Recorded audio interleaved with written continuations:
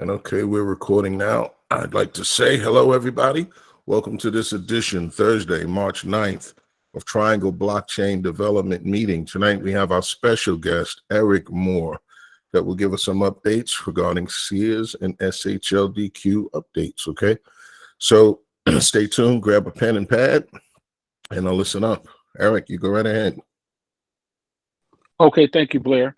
So, good evening, everybody. Just keep this in mind. This information is not meant to be financial advice, legal advice, or accounting advice whatsoever. And it's for entertainment purposes only. And you need to do your own research. Talk to your broker, financial advisor, lawyer, whoever, to confirm or do your own research on any of the information you're going to receive tonight on SEARS Holding.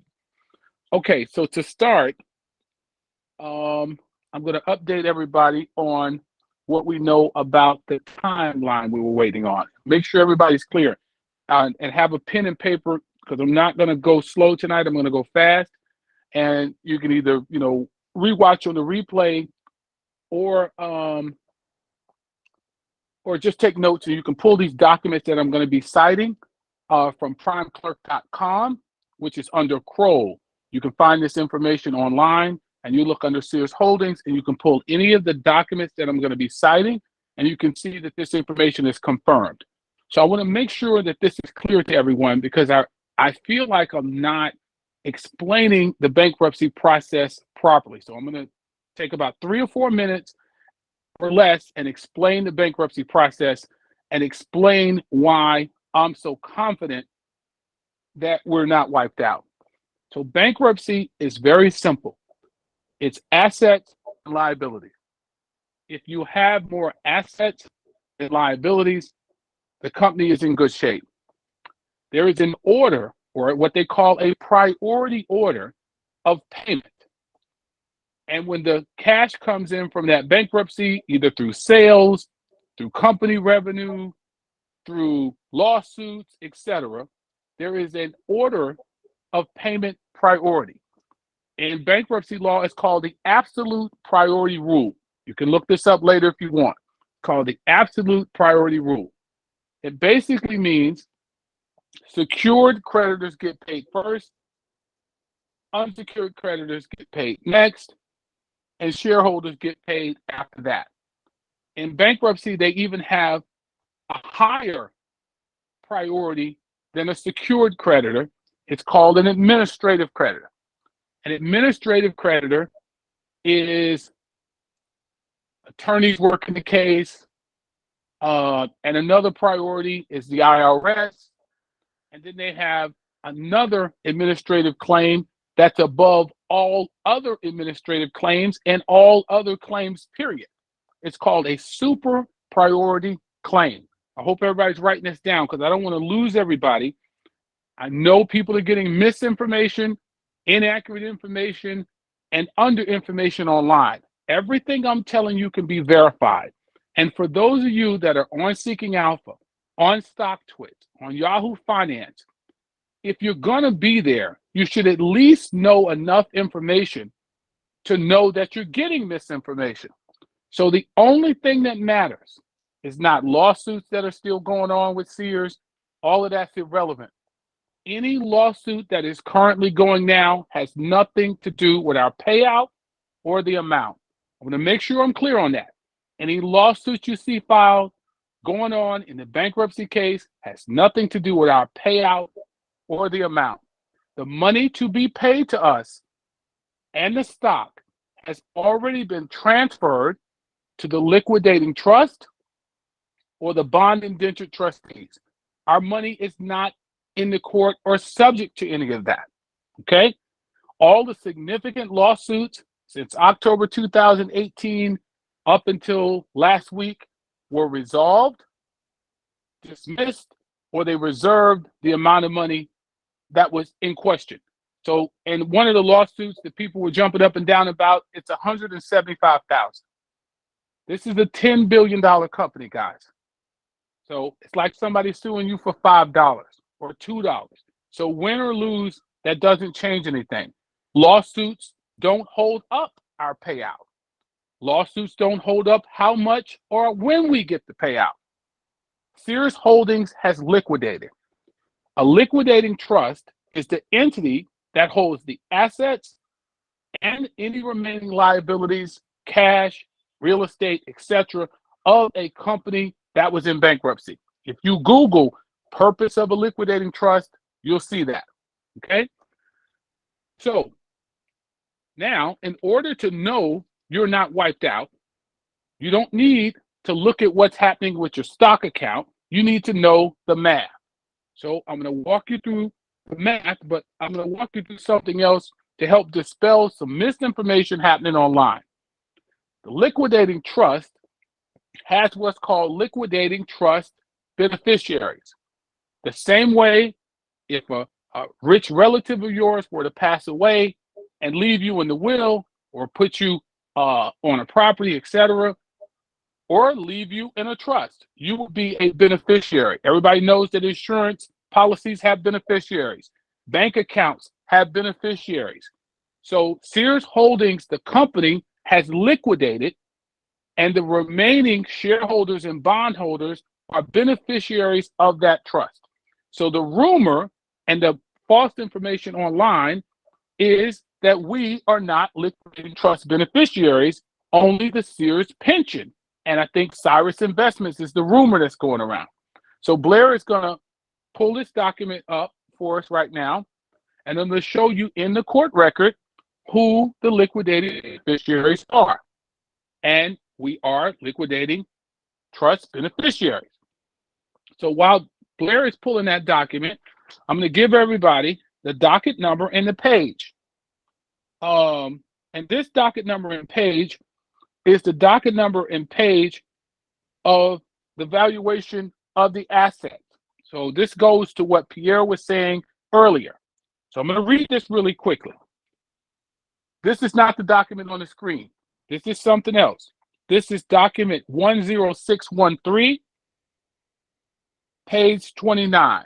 This is document 10613, page 29, filed August 30th, 2022. And this is the time frame we're operating under. It says, as soon as reasonably practicable, after the liquidating trusts are transferred to the liquidating trust, but in no event later than 120 days thereafter, the liquidating trust shall make a good faith valuation of liquidating trust assets, and the liquidating trustee shall apprise in writing the liquidating trust beneficiaries of such valuation. 120 days from the day that the assets was transferred was roughly November 1st to March 1st, right? This is not something that I came up with. This is an order of the court that was filed with the court. We calculated from the effective date because there's another ruling that says on the effective date, all the remaining assets of the debtor will be transferred to the liquidating trust. And this says after they're transferred to the liquidating trust, but in no event after 120 days, we got to get the valuation. So we calculated 120 days, discounting holidays. We came to around March the 1st. Well, it's only March 7th or 8th, something like that, around that time. That is not a long time to be past a deadline, not in a large bankruptcy case. And it's possible that they are unaware of this deadline. Don't ask me why or how. The problem that I saw is that Wyco Researcher and other people online were encouraging people to email, lawyers working at the liquidating trust and just randomly ask them, hey, how much money is in there? Hey, when are we getting paid?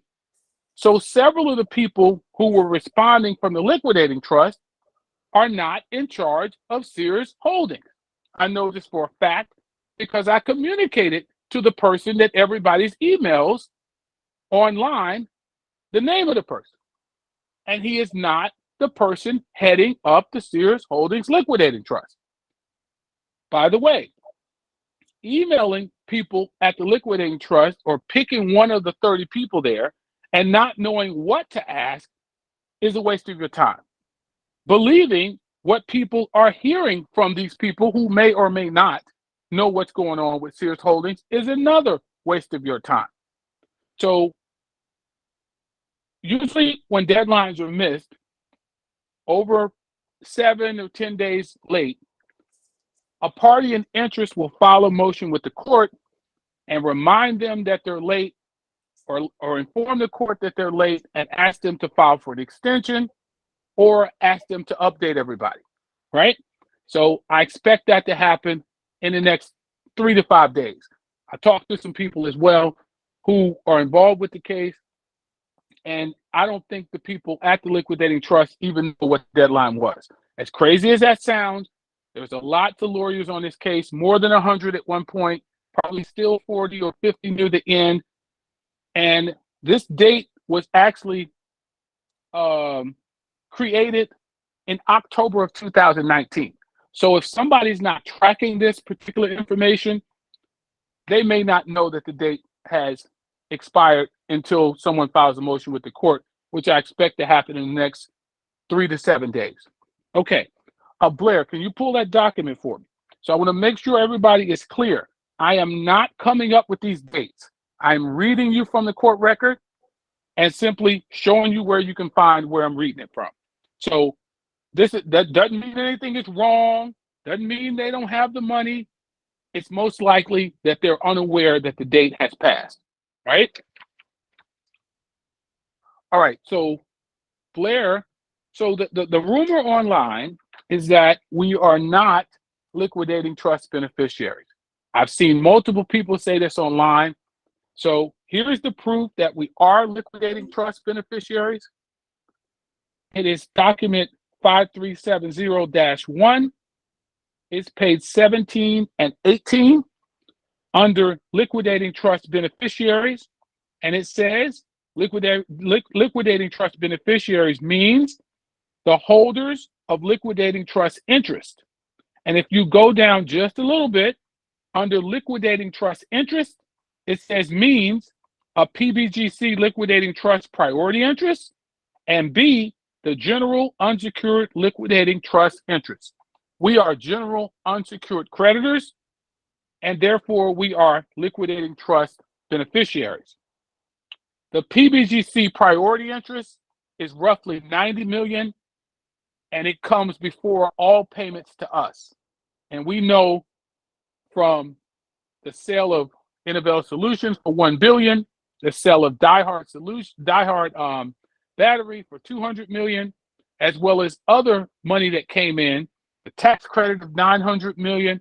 We know that the money owed to the PBGC, which is a priority interest of about $80 million and an unsecured interest of $800 million. The unsecured bonds are $700 million. So let me say that all again so it's clear. The PBGC is owed about $80 million as a priority. They get that first. The unsecured claim they have is $800 million, and the unsecured bonds that we hold are roughly $700 million.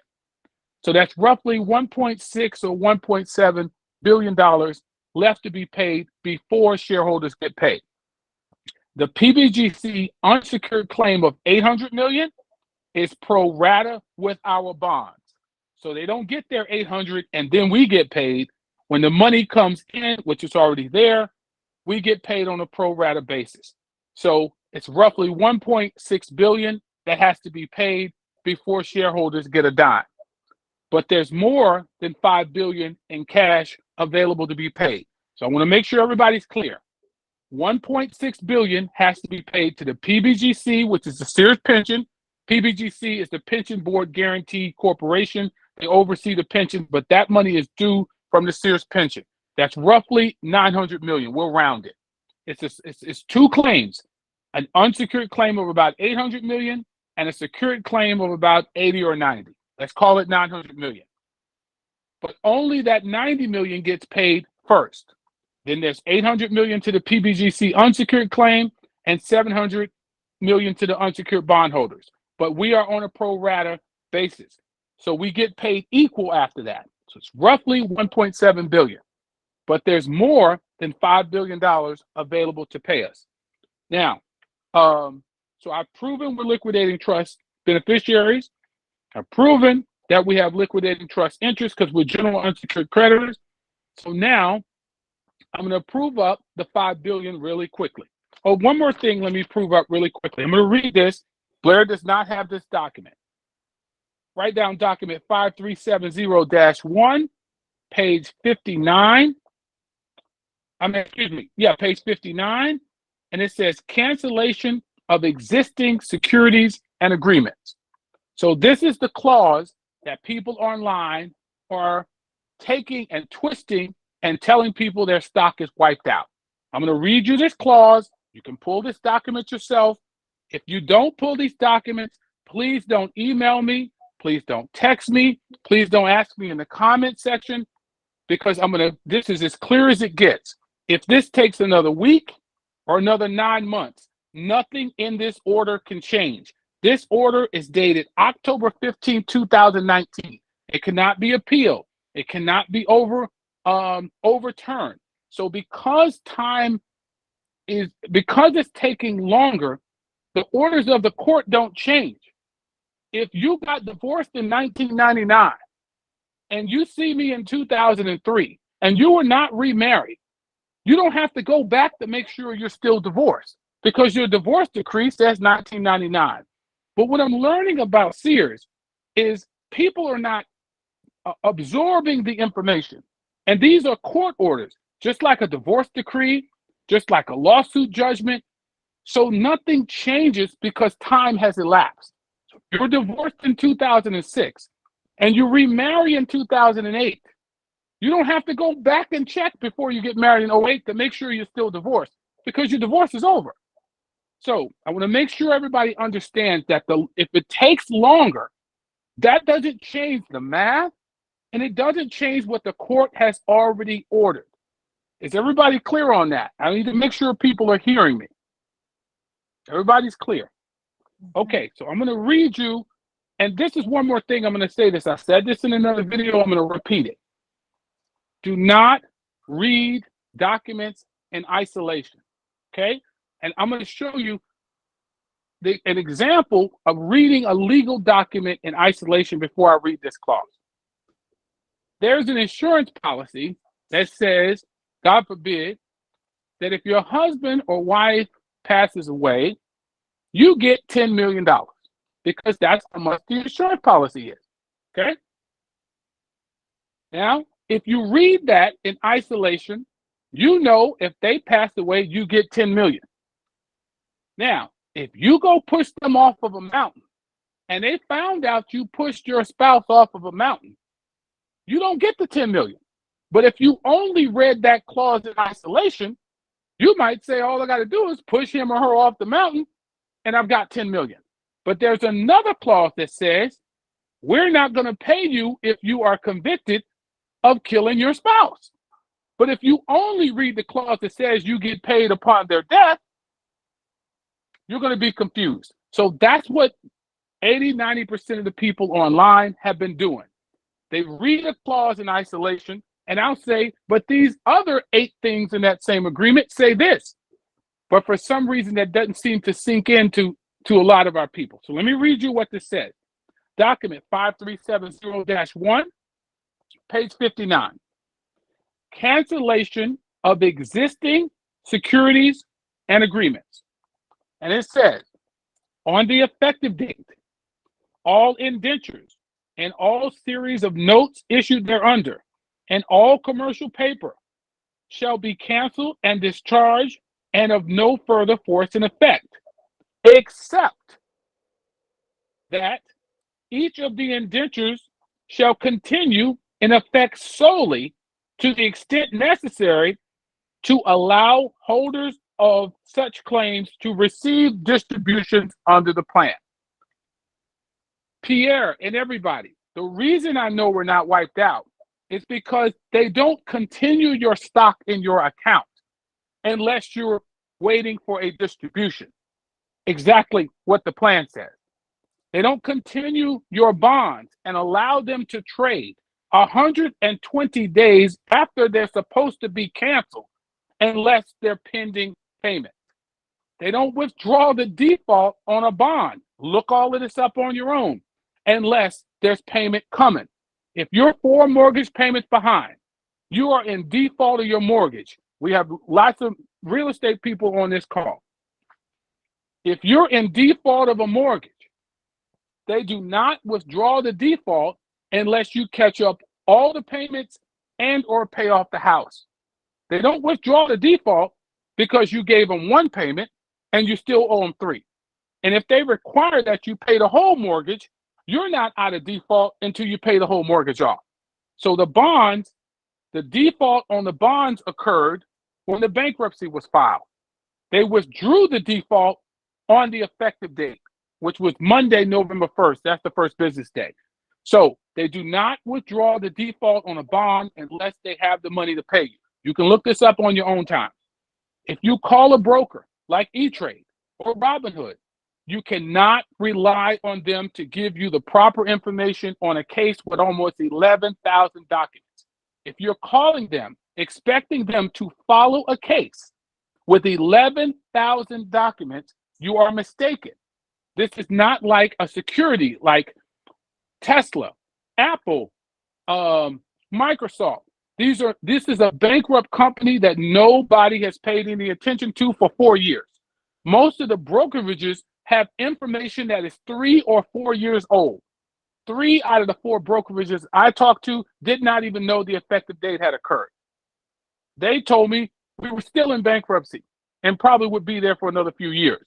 And we exited bankruptcy on the effective date, and the assets and cash that are left over are at the liquidating trust.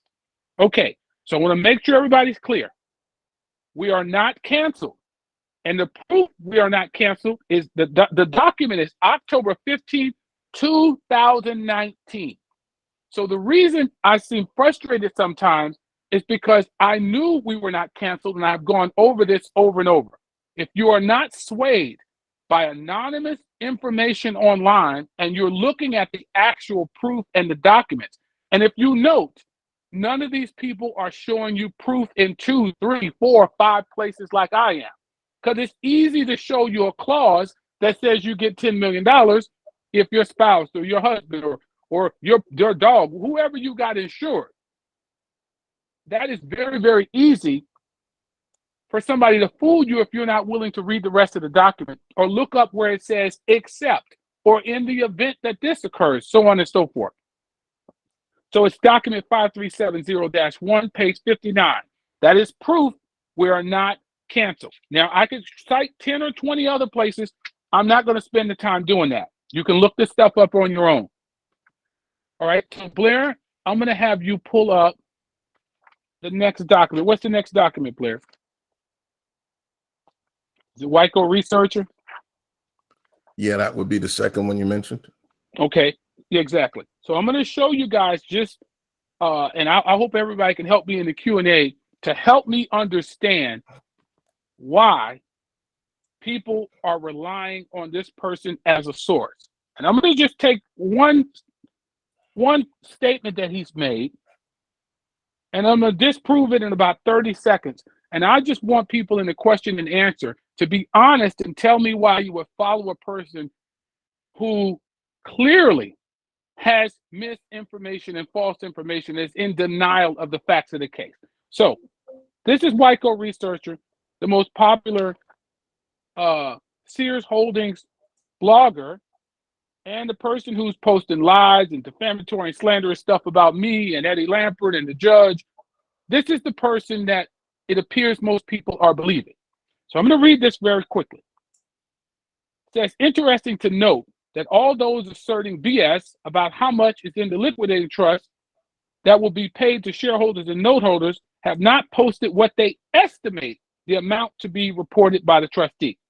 Actually, I think the reality has or is beginning to sink in for many that there is no recovery at all for investors, and they were misled. A nice way of saying lied to. By some on YouTube, Reddit, StockTwits. There is no 368 reorg. There is no SEARS Holdings Corp. either, by the way. Shares were canceled. Shield, take your tax loss and move on to some other foolishness. Now, did I or did I not disprove that the shares were not canceled? Now, Wyco researcher is reading in isolation. He's reading in isolation. Blair, go to the second page. So he says there is no 368 reorg, and everybody here knows that that is a tax reorganization. I'm going to prove that it is a tax reorganization in one document, and the rest of it I'm going to just go off the top of my head. So Blair is going to pull this second document up. It's going to be document 1730, page 69. It's document 1730, page 69. So document 30, page 69 reads, I'm going to read it while Blair's pulling it up because we're not going to be long tonight. Forgive me. I'm looking for that one. Can you see this? Which one of these right here? It says 2.2 tax reorganization, section 2.2, 2.12 tax reorg. It's real short. No highlights in it. No highlights in it. Okay, 1 second. Okay, no problem. But I'm going to read it while you're pulling it up. It says section 2.12, tax reorganization. The parties intend that the transactions set forth in this agreement as structured and implemented as described in section 9.2a, together with the bankruptcy plan as defined below, will, unless and except to the extent buyer elects otherwise, with respect to a particular seller or sellers, constitute one or more plans of reorganization under section 368A of the code as defined below. But if we take a look at this post by Wyco researcher, he said there is no 368 tax reorg. And the reason I keep going over his misinformation is because for some reason, a lot of you believe it. It is astounding to me that I've written 19 facts versus fiction. I have cited all of the proof that the 19 fictions are actually facts. I've cited tax law books. I've cited the court orders. I've cited the court transcript. I've cited Eddie Lampert's affidavits. I've cited the CEOs, CFOs, affidavits. I've cited transcripts. I've cited the judge in open court. And I put in the footnotes of the 19 facts versus fiction every place you can find this information yourself. But Wyco researcher can make a post like this and people blindly believe it or think that it's possible that he's correct.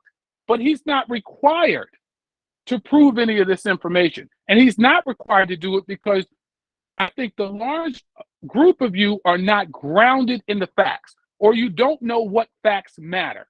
Now, if you know your securities aren't canceled, that doesn't mean you know how much you're going to get paid, right? Because you're like, well, where does the money come from? So I'm going to go over where the money comes from really quickly. Now, remember, we got about 1.6 billion before we get to shareholders getting paid. The bondholders are par, which is 1,000 per bond. But until 1.6 billion comes in, there's no money for shareholders.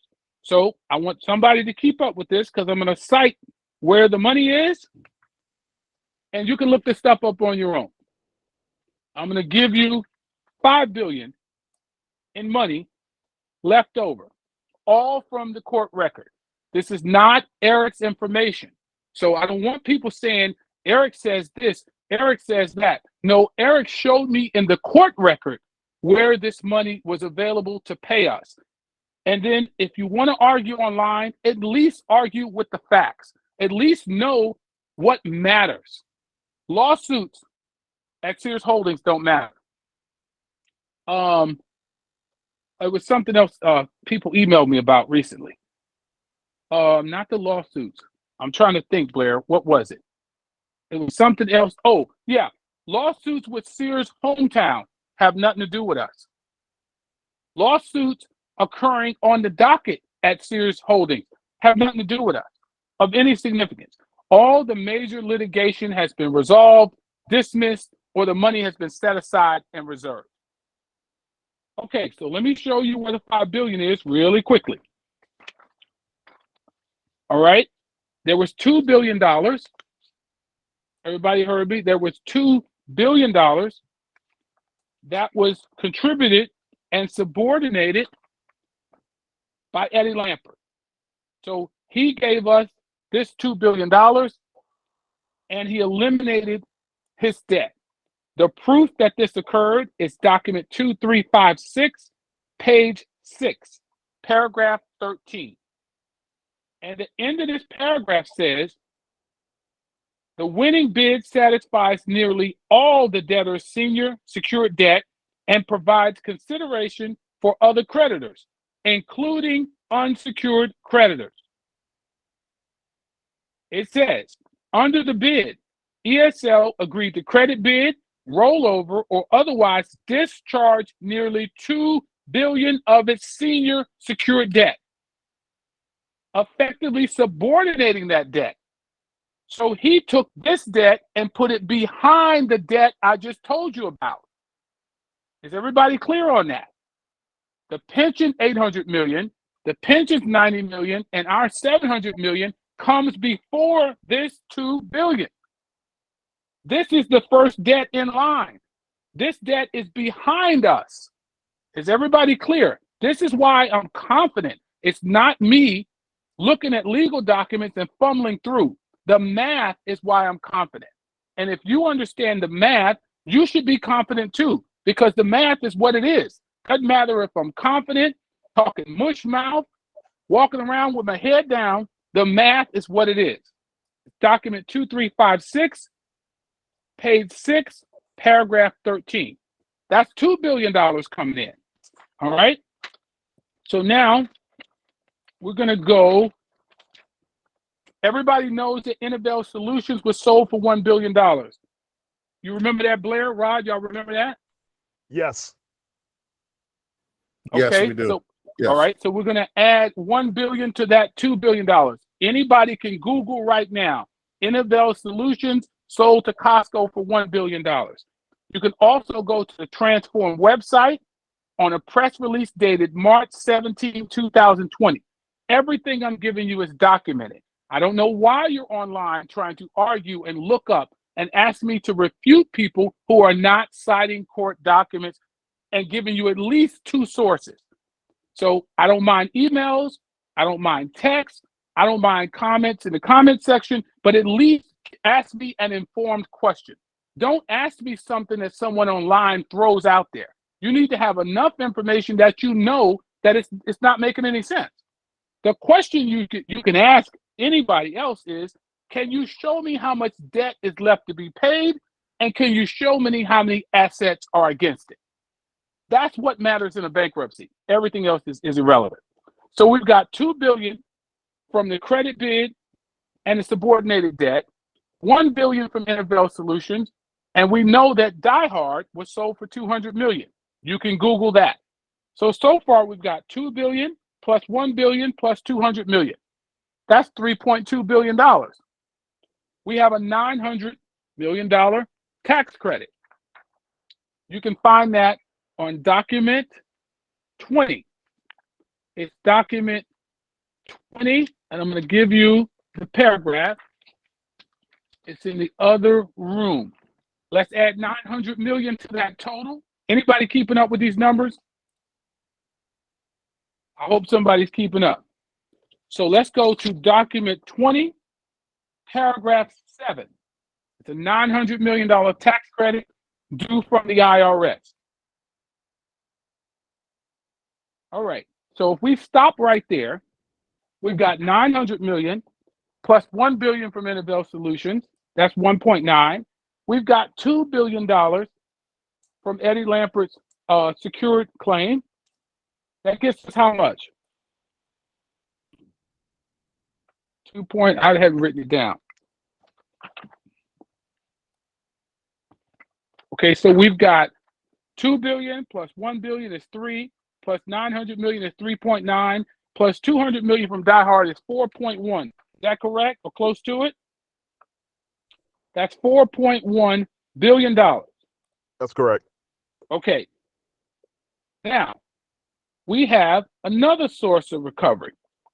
We have the unencumbered assets that were valued at $3.9 billion or more, securing the junior dip loan. The loan was $350 million. The assets were appraised at over 3.9. Okay? You can find this discussion between the court and SEARS Holdings, document 2886, page 104 to, hold on, I've got it right here. I think it's 104 to 105. Document 2886, 104 to 105. This is the discussion in open court about the previously unencumbered assets. This document actually is page doc 2886, page 104. It doesn't go to 105. So it's doc 2886, page 104, line 4 through 8. All right, so we already are roughly $5 billion. We have $1.6 billion before shareholders get paid. Now, I have a question that I can't get the answer to from people online. If you pay off your house, your house is worth $5 million, you have a $1 million mortgage. If you pay off your $1 million mortgage, does your mortgage company get the equity in your house? Can any of the real estate people answer? No, they don't. Okay, so why can't they get your house just because you paid off the mortgage? Why is that? Why can't they just say, we want the house? Because you have title. Absolutely. So our stock is title. The debt in front of us, once it's paid, the rest belongs to the stockholders, and they have title to the company. So I just gave you off the top of my head roughly $4.5 or $5 billion above the $1.6 billion that has to be paid. There is nobody online that has shown you that there's any other debt to be paid. The discussion online, the discussion on stock splits and seeking alpha, there is no discussion about how much debt is left to be paid. There is no discussion about the remaining assets. The discussion is you wiped out. Your stock doesn't trade anymore. What's going on with the price it is? Completely irrelevant. The numbers are what matter. And you don't need an update monthly or bi-monthly or even weekly if you know that we have a business that is currently operating. Kenmore is still bringing in money. The Shop Your Way City credit card, which I recommend everybody apply for. The Shop Your Way City credit card, it's still bringing in money. The online business of SEARS and Kmart are still bringing in money and have always brought in money. What people are not thinking about is we have about 15 retail stores, but what happened to the online business that was doing $1.7 to $2 billion a year? It didn't go away. Blair can pull up SEARS online and Kmart online, and they're thriving. And they made a lot of money during the pandemic, just like everybody else. SEARS Home Services is still thriving. It's a 75-year-old business. The insurance agreements for the roofing, the insurance agreement for the washers, the dryers, the stoves, booming. So all of these are operating businesses that we own. So I've given you the numbers and where to find this information. If you want to see the pro forma, go to Doc 2355-1, page 621. Doc 2355-1, page 621. And if you're online, which most of you are, just ask someone to show you how much debt is left to be paid and how much are the assets and the cash worth. And could you show me where this debt is and what document it is in the court record? Blair, pull up that chart that shows the debt and I think it's document 872, that table, and then I'm going to take questions.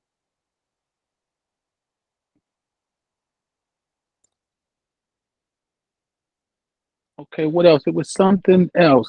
So the math is what matters. This is not Eric knowing or now I do understand a lot of this stuff in the process better than most people who have not went through this process. But the math is all that matters. And if you're in a discussion online that is not talking about the math, you're wasting your time. Now there's the Blair, what's that thing called? Chat GT, what's that called? The new AI thing. Chat GPT. Has anybody here asked them what's in the SRZ liquidating trust? Let's just say it would only provide information as relevant as up to 2021. Okay, well, somebody did do that, and the numbers that gave were much higher than the numbers I've been able to uncover so far. And they described exactly what it was. And people online are angry and saying that the AI is agreeing with Eric Moore. I'm going to send it to you, Blair. I'm going to send it to you. And I want you to look at the number that they said. It's different numbers, and I'm not saying this is accurate or anything. I just want you guys to see what's being said. So I just sent it to you, Blair. I just sent you one of them. Hey, don't forget, we can ask it live right now. Oh, Lord. Well, I don't want to do that because they'll say I don't want to go there, but you let people go on their own. I'm not saying anything. I'm only going by what I can prove up. Okay, everybody see this chart. What document number is this, Paul? Blair, I can't find my copy. The document that's up here right now? Yeah, is it 872? No, this is 892. 892. Can you blow it up for me? Yep. How's that? Oh, that sounds good. That looks good. All right, so guys, this is the payment priority order that I discussed with you earlier. The payment priority order is the order that we get paid in. Document 892 had Innovel Solutions as an asset. So if you look where it says pre-petition unencumbered collateral, it's at the top, probably I think third from the left. I can't see it too good, Blair. Is that what it says? I gotta find mine. That's not your fault. I just can't find my copy. Oh, I got it right here, I think. No, that's not it. I got so much stuff here, Blair. What was the question, Ian?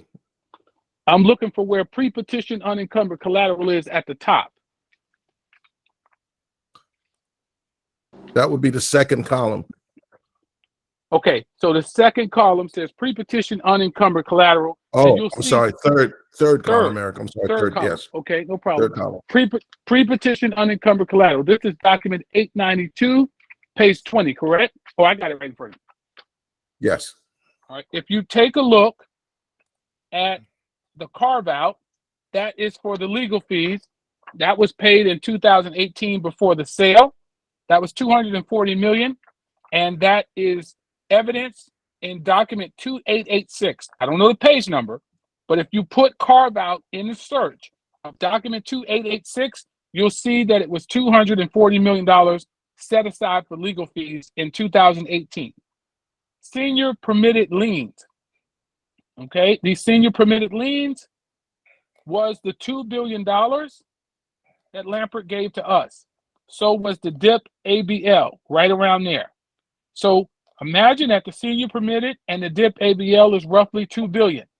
The junior DIP lien was $350 million. Everybody remember that the junior DIP is secured by collateral worth more than 3.9. So I want to be sure I'm clear on this because I've said this multiple times. I think people are missing it. And I don't want people to be afraid to ask questions. Don't be afraid to say, I don't understand. It's too much money and too much opportunity and been too much time for people not to have legitimate questions, but go online and get misled. So please ask the questions and don't be afraid of of feeling like people are going to think you're dumb, don't worry about that. Just ask the question. Everybody here knows that the junior dip was 350 million, but the collateral was 3.9. So it's a house worth 350 million or a building worth 350 million secured by 3.9 billion. So when we pay off the 350 million, what happens to the 3.9 minus the 350? Does that money go to Eddie Lampert? Somebody answer that for me.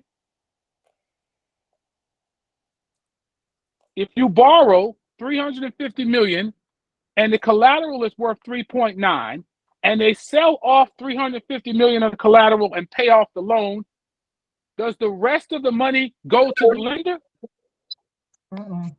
No. Okay, so somebody tell me how we can be wiped out if there's 3.9 billion in collateral. Thank you, Gail. And only a $350 million loan. Somebody tell me how you get wiped out. Pierre, can you answer that for me? I need Pierre on. I need Pierre on.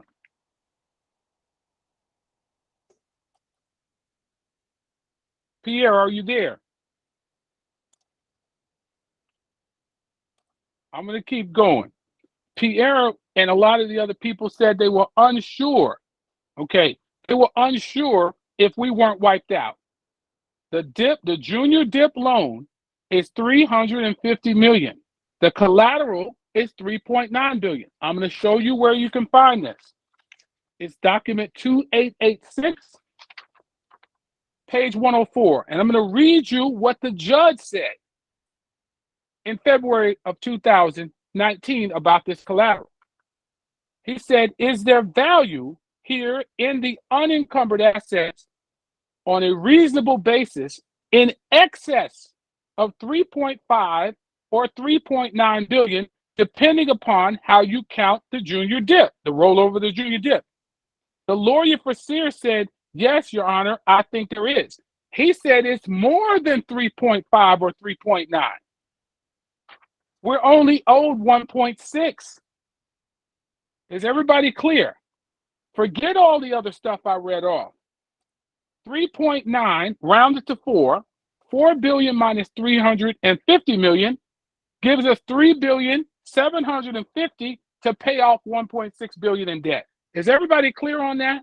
Now I want somebody to tell me how we get wiped out. If this takes another week, if it takes another 6 months, God forbid, how are we wiped out if the collateral exceeds the debt by more than 3 times? Mathematically impossible. Okay, so when people email me and text me, are we wiped out? I heard they missed the deadline. It has nothing to do with the value of these assets. So let me tell you what collateral is in this 3.9 billion. A credit card that's earning more than 300 million a year. No cost to us. It's called a Shop Your Way City card. Kenmore, the brand, making more than 400 million a year, is in that collateral.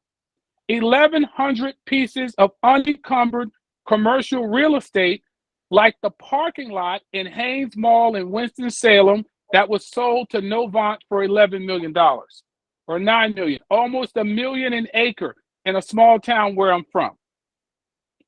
SEARS Home Services, a business been around more than 75 years, making more than 500 million a year. That is documented in Doc 2355-1. Just put in SEARS Home Services. So you got the credit card, SEARS Home Services, the online business doing more than 1.7 billion at Sears and Kmart online. You got what's the other? The real estate, 5,000 acres of unencumbered land. All that to take care of 1.6 billion. Now, this business has been running since 2018. It left bankruptcy in 2019. So the businesses have been making money for 4 years straight. They don't have any more losing retail stores. They closed all of them. It's only 15. So how are we wiped out? Go ahead, Question, Blair. Eric. Yeah. Is that tax-free, by the way, for the last 4 years? Well, it's a tax-free organization, and I don't want to get into that. I will say this. Okay. On March 17, 2020, Mr. Lampert, in a press release, said that there was no more debt at Transform as of March 17, 2020. What we do have, Blair, is $5 billion in NOLs and tax credits, so the income is charged against that. So that is tax-free technically, okay? Gotcha. So if Gotcha. that's $1 billion a year, you've got $1 billion a year with no taxes because of the NOLs and tax credits and no debt. So if you've got $1 billion a year coming in and there's no debt to pay, no losing retail stores, and no taxes because of the NOLs, net operating losses, and Sandra's an accountant. She knows what I'm talking about. So she's a CPA. Tell me how we're wiped out if the business has been operating for 4 years, since March 2020 with no debt and no taxes. So there's not a mathematical way to get there. So I don't want people to be confident in me. You don't need confidence in me. You need confidence in the math. This is not a bullish or a bearish investment. That's what people ask me. Those are stock market terms. The math makes sense. The math is how we get there. There is no other way. I'm not confident. I didn't invest what I invested. I didn't bring in all my close friends, family, and others because I was not sure of the math. Everything else is irrelevant at this point. It's all about the math. And I keep showing all the citations. The people online who are disparaging me and disparaging Eddie Lamb, they're not showing you the math. They're taking little bits and pieces of one little document here and one little piece here and scaring everybody when I'm telling you all of that is irrelevant. And just because it's taking longer than we expected and the court expected, the business is still running, bringing in money. So the fact that it's taking longer is not a negative. I know we all want to get paid. We want our stock. We want our money. But it is not a negative by any stretch of the imagination because it, quote, hasn't paid out yet. The fact is you cannot be wiped out the same way your mortgage company cannot wipe you out once you pay off your mortgage. We can't be wiped out because the money to pay the debt is already there. All right. And this chart is document 892, page 20. So if you want to do the deep dive, you can do it. You can look at the 19 facts versus fiction. Everything is cited by court orders and court documents. This is not stuff I'm making up. It's not stuff I'm guessing at or speculating at. So I don't want any questions or emails or texts from anybody about are we wiped out? Because I'm going to block anybody who does that going forward. Because I can give you the information, but I can't understand it for you. We've got the videos online. And if you don't understand something that's legal, don't listen to an anonymous person that's trying to tell you what's going on. At least you know me, my real name, my real face.